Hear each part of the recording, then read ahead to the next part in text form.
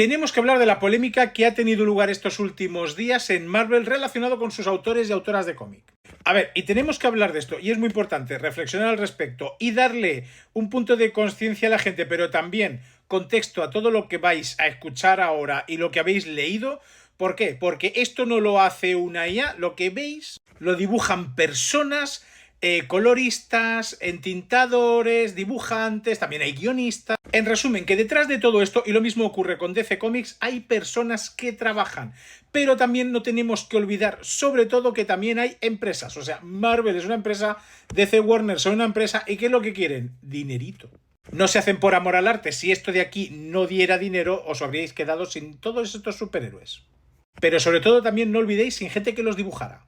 Así pues, ¿qué ha ocurrido? Veréis, el 11 de mayo el artista Dustin Nguyen hizo, digamos, un alegato cagándose en todo, sobre todo cagándose en Marvel. Lo podéis encontrar porque todavía sigue publicado en sus redes sociales, en Instagram, donde dice que se ha acabado, que ya no vuelve a trabajar para Marvel. Para que os hagáis una idea del arte de este señor, que es tremendo, este es su estilo que seguramente reconoceréis, ya habéis visto en más de una portada, más de un cómic, aunque os enseño lo de DC, pero bueno, mirad, lo mucho que mola. Pues como cada autor, que cada uno tiene su estilo. El caso es que Dustin hacía un alegato en el cual se quejaba de varias cosas. En primer lugar, de que no cobraban royalties internacionales. Eso quiere decir que cuando tú haces tu cómic de Marvel, ya sea como dibujante, como guionista y tal, según el número de ventas te llevas un pequeño porcentaje.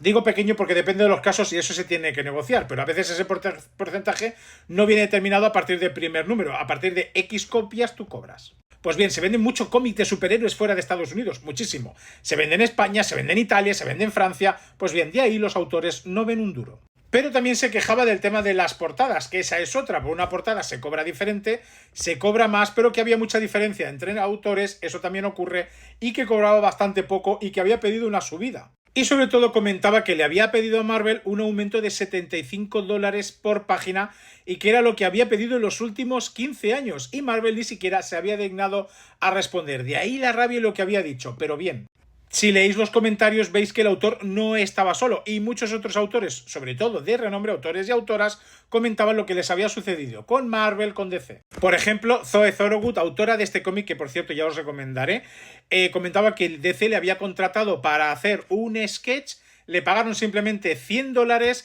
y ese sketch acabó siendo portada de un número y encima criticado por la elaboración del dibujo, cuando ella dice que solo le habían pedido un sketch. Yannick Paquet, autorazo de cómic, también se quejaba, que decía que cualquiera pagaba mejor que Marvel. DC, Image, Boom, etc. Porque claro, recordad que las dos grandes de superhéroes, que se llaman así las dos grandes en Estados Unidos, pues son Marvel y DC, pero hay otras editoriales de donde han salido TVazos y salen continuamente, como Image, como Dynamite y tal, que evidentemente también puedes trabajar allí. Yannick Paquet hacía alusión a que Marvel pagaba por debajo del precio de mercado.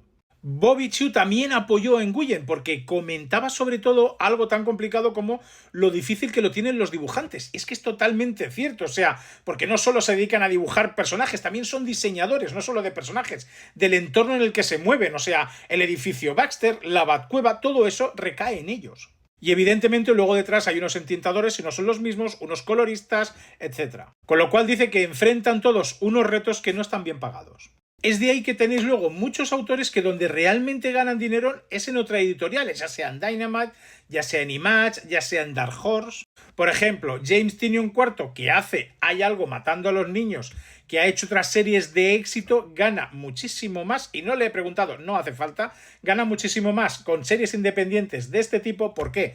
Porque además puede negociar los derechos de las mismas como propietario y también cobrar por los royalties en el extranjero e incluso si se hacen camisetas. Luego tenéis que evidentemente no todos los autores de Marvel cobran lo mismo, no todos tienen acceso a según qué super series donde evidentemente son más importantes y hay más ventas y en consecuencia puede haber mejores royalties. De modo que lo que hizo Dustin Nguyen en este alegato y en este cabreo que tuvo no es algo aislado y solo tenéis que leer los comentarios, encontrar gente conocida, incluso gente que es top en Marvel y en DC y que estáis viendo que están sufriendo lo mismo.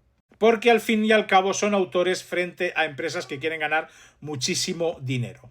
Que es cierto que están utilizando sus personajes, pero estos autores aportan sus propios estilos, su propia inventiva y sus propios diseños, que sí, aprobados muchas veces por un editor, pero eso incluso hace que todavía tengan que trabajar más para llegar a los estandartes o más allá que quiere la compañía e incluso sorprender al lector con cosas nuevas.